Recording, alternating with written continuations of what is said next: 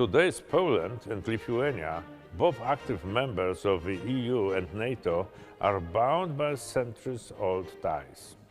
To understand our common past and current strong partnership, we need to look into the history of both states and nations.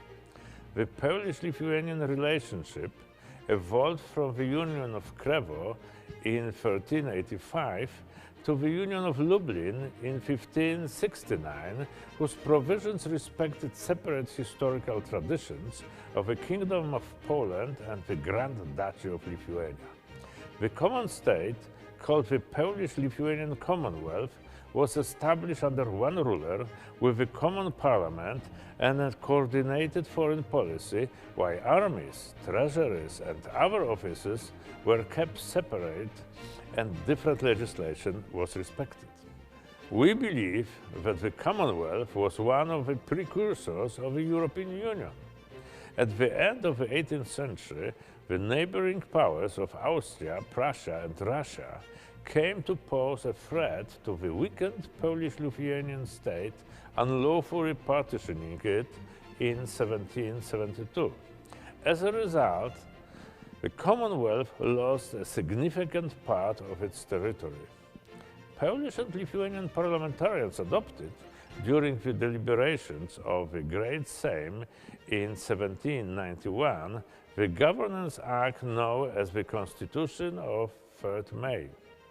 This progressive legislation was the world's second after the American one and Europe's first written constitution.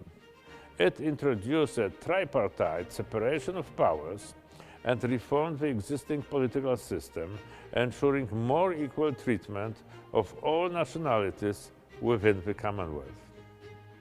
Adopted on 20th October 1791 by the Joint Sejm, the Mutual Pledge, two nations was an integral part of the Constitution of 3rd May and an act of utmost importance to the Commonwealth's political system.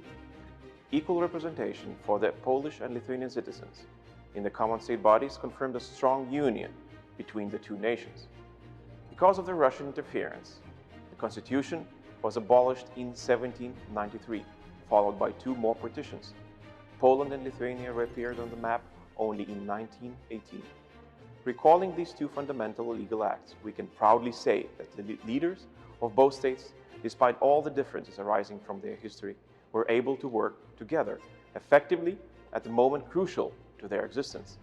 A common history of centuries inspires Warsaw and Vilnius to deepen the strategic cooperation.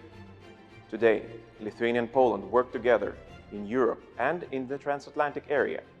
We work on important energy and transport projects for the whole of Europe. Together with NATO, we strengthen the international security. We continue to support our neighbors, Ukraine, its sovereignty and territorial integrity. We support civic society in Belarus, striving for freedom and independence. It is a tradition and responsibility arising from our common history.